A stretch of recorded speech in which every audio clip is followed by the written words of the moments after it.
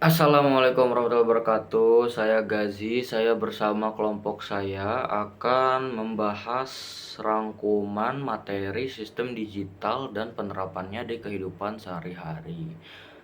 Contohnya yaitu sistem digital semikonduktor, transistor, IC, dan gerbang logika. Semua teknologi yang kita pakai sehari-hari seperti handphone, laptop, dan mesin cuci menggunakan konsep ini.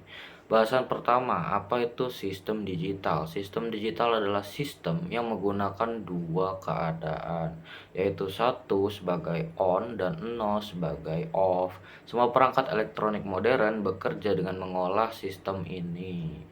Contohnya sehari-hari yaitu saat menekan tombol handphone, membaca sinyal 1 sebagai sinyal nyala dan 0 sebagai sinyal mati. Keyboard laptop, setiap huruf yang ditekan sebenarnya dikonversi menjadi kombinasi angka 1 dan 0. Kenapa digital lebih disukai? Karena digital lebih cepat, lebih akurat, dan lebih mudah diproses oleh komputer. Assalamualaikum warahmatullahi wabarakatuh. Nama saya Raden Ramdana dan hari ini saya akan eh, tugas fisika, yaitu semikonduktor. Semikonduktor adalah bahan yang sifatnya berada di antara konduktor dan isolator. Contoh bahan semikonduktor adalah silikon dan germanium. Pada semikonduktor bisa ditambahkan zat tertentu atau doping sehingga terbentuk tipe N kelebihan elektron dan tipe P kekurangan elektron. Kenapa semikonduktor penting? Karena hampir semua komponen elektrik modern seperti transistor dan IC terbuat dari material ini.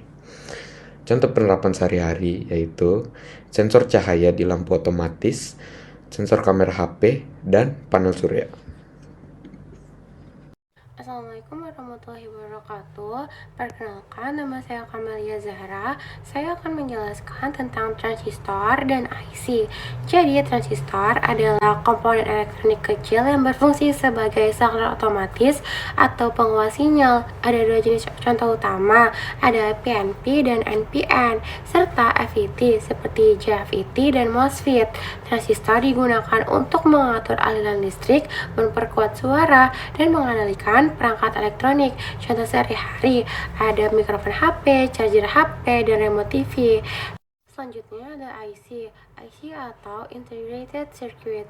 Jadi IC adalah chip yang berisi ribuan hingga jutaan komponen kecil seperti transistor dan resistor.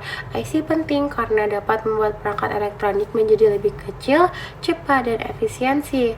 Jenisnya IC analog, digital, maupun campuran. Contoh penggunaannya seperti prosesor HP maupun laptop, RAM dan ROM, dan sistem elektronik lainnya. Terima kasih, sekian dari saya. Wassalamualaikum warahmatullahi wabarakatuh. Halo semuanya, aku Ona dan aku mau jelasin tentang gerbang logika.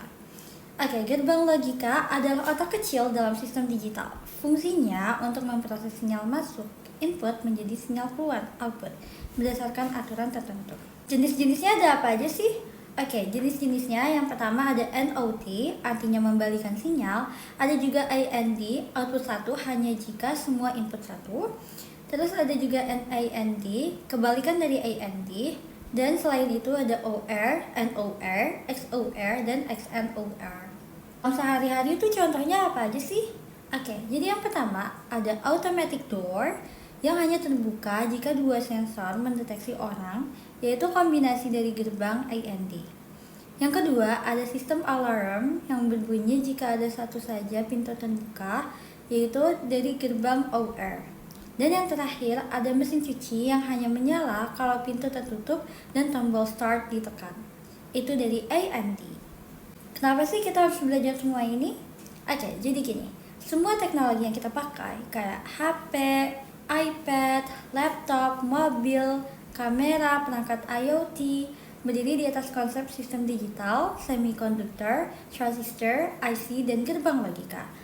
Dengan memahami dasar ini, kita lebih mengerti bagaimana teknologi bekerja. Bahkan ini adalah fondasi kalau misalnya kalian mau masuk jurusan informatika atau teknik. Oke guys, jadi itu aja sekian dari kelompok kami. Wassalamualaikum warahmatullahi wabarakatuh. Bye bye.